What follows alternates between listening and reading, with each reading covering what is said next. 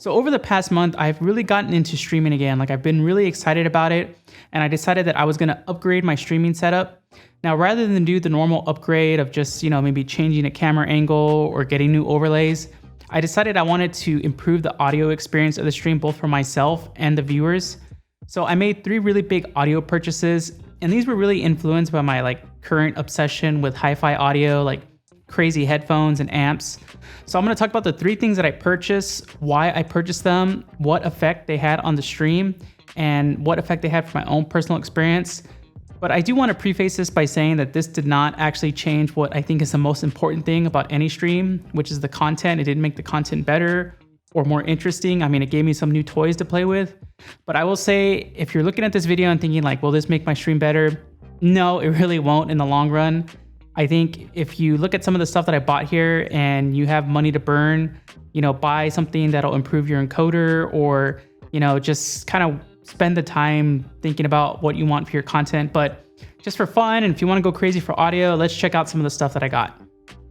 All right, first let's talk about the amp that I bought. I bought the Monoprice THX887. And the reason for this was because I've been at home a lot. So I've been listening to a lot of streams, a lot of podcasts, a lot of music. And I really wanted to get the best audio listening quality experience possible, especially for the stream as well. So I originally had bought a shit Magni because I bought a Beyerdynamic DT1990 headphones, and these are high impedance, so I needed to buy an amp for it. And it sounded fine, and I thought okay, this is the only time I'd ever need to buy an amp. This is it. This is the end for me. And then I actually bought a Dragonfly Cobalt. It's a DAC, and it also is kind of like a DAC amp as well. And it was just for my laptop, and I listened to it, and I was like, wow, this sounds so much better than when I listened to my Focusrite going into the shit Magni. And I'm like, okay, I guess let's see what we can do. So I kind of looked up and I saw that the Drop THX789 was really good. And then the Monoprice was just a step up. And I was actually gonna buy the Monoprice DAC amp combo, but it was actually sold out and it was gonna be a long time till there was more in stock. So I picked it up and I hooked it up to the Focusrite, and immediately I heard a difference. I even picked up some balanced headphone cables to plug into it to get the full experience. Now, did it make everything sound crazy better? Sorta. You kind of get diminishing returns as always, but everything was really super clear. It was awesome, and all my headphones, sounded really great with it. Does it make the stream any better? No, nobody can hear what I'm hearing. Fortunately, it's just for my own enjoyment and personal preference. Can I spot where a shot is from? Yeah, maybe can it make me react a bit better and play a bit better? Sure, but my stream has never been about that I'm a pro gamer. It's just me trying to have fun on the side. So the Monoprice THX887, great amp, super easy to set up, really cool. Not a necessary purchase for the stream, really overkill. Get it way later, or get it if you need to get those Sennheiser headsets if you're a pro esports gamer or something like that, but super, super unnecessary. So as I mentioned previously, I was using a Focusrite Scarlett 6 in, 6 out, and I made a video about this previously, and I mentioned that this is one of the best compact mixers you can have, especially if you have a 2 PC streaming setup. It has a software-based mixer, you can do all your routing. It's really good, but I thought, okay, if I took this huge leap into getting this better amp, should I not give it a DAC or a digital audio converter? Should I not give it the best source possible? So I thought, okay, I'll get one of those standalone DACs and kind of switch between the Focusrite when I'm streaming and the DAC when I'm not, just to listen to myself. But I kind of looked into how I would route the audio and all this extra equipment I would have to buy on top of it and just the cable mess. And I don't have the hugest desk space. So I was like, okay, what if we bought a better version of the Focusrite? What if we bought a better audio interface? So I did a lot of research, and it seems like the best option was the RME Babyface FS Pro. So I picked that up.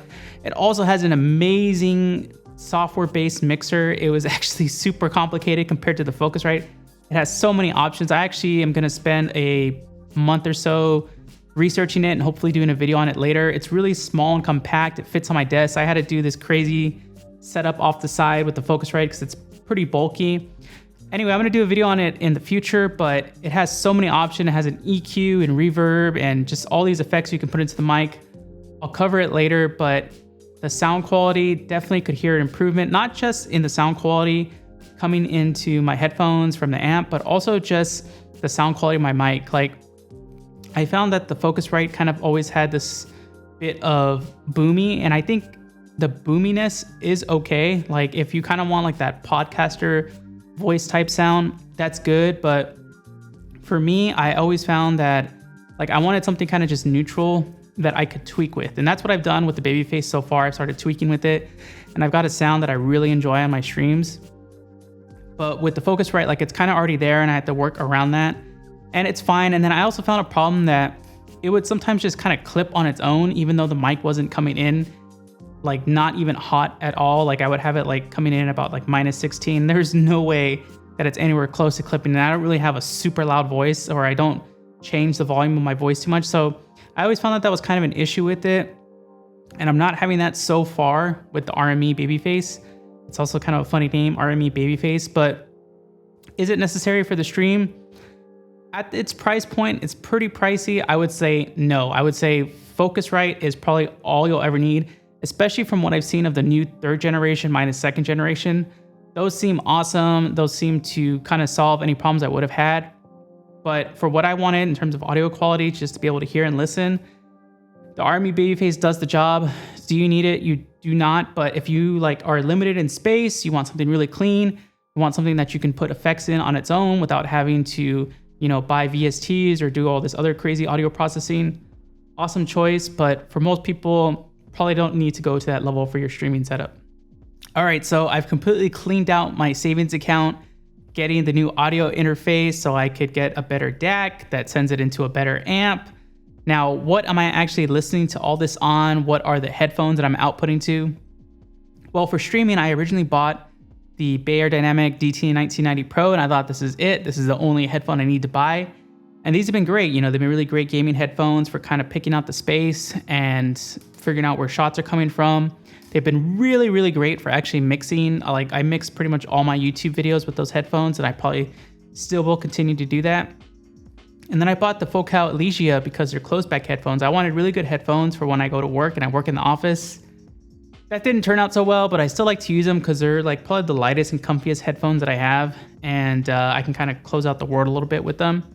But for gaming, I wanted something open back, super clear. Like I'm not gonna spend $3,000, but the best I could find. So after watching tons of videos and thinking about like, okay, well, I still wanna listen to music and stuff, I settled on the Odyssey LCD X, which you see here. Just look at these monsters. Look at this craziness we have going on here. Yeah, these are some beasts. These are probably like some of the heaviest headphones you can buy, which kind of has a drawback because if you're streaming for more than 2-3 hours, you're definitely can fear it. I hope someone didn't get murdered in the background there. You can definitely feel it on your head. It's got this super nice leather, so it's super comfortable, but you know, when you're in a tense, heated gamer moment, you're definitely gonna be sweating and feeling it. Have they been good for the stream? I will say, yeah, in the sense that they get comments from the chat. So, you know, we get a little bit of chat interaction going on, like what the heck do you have on your head there? But in terms of the gameplay, they've been great. Like these aren't known for having necessarily a crazy widest soundstage, but the image and detail that you can hear, like I can hear like people footsteps way further than before. I'm actually gonna take another leap with the gaming headphones and try another option, but I think these by themselves are good. The only drawback is, like I said, they're quite heavy. Like if they definitely drag on you for a while. This top part, while it's comfortable, like it just flattens your hair out. So they're pretty awesome. They're a great listening experience, but they're not like a long-term listening experience. So I'm still kind of gonna experiment here. I'll let you know my findings after I pick something up later in the week, but the audio sounds amazing, especially when I got the balanced headphone cable. Really great. It's not snake oil when they talk about high-end headphones. It's really a fun experience if you have the cash to blow on it. So with that being said, I want to know from you, did you partake in any retail therapy over the past few months? What kind of audio gear have you been looking to get for your streaming setup? Have you been looking to get like a crazy microphone, you know, the Shure SM7B? For any of the gear that I talked about in this video, would you like to see a more in-depth view of how I used it, how I incorporated it into the stream setup? Let me know, ask me on stream. I'm streaming a lot more often now on twitch.tv/offcast. Thanks again for watching. Give a like if this was helpful, and give a subscribe if any kind of money just burns a hole in your pocket. Thanks again for watching. Catch you on the next one.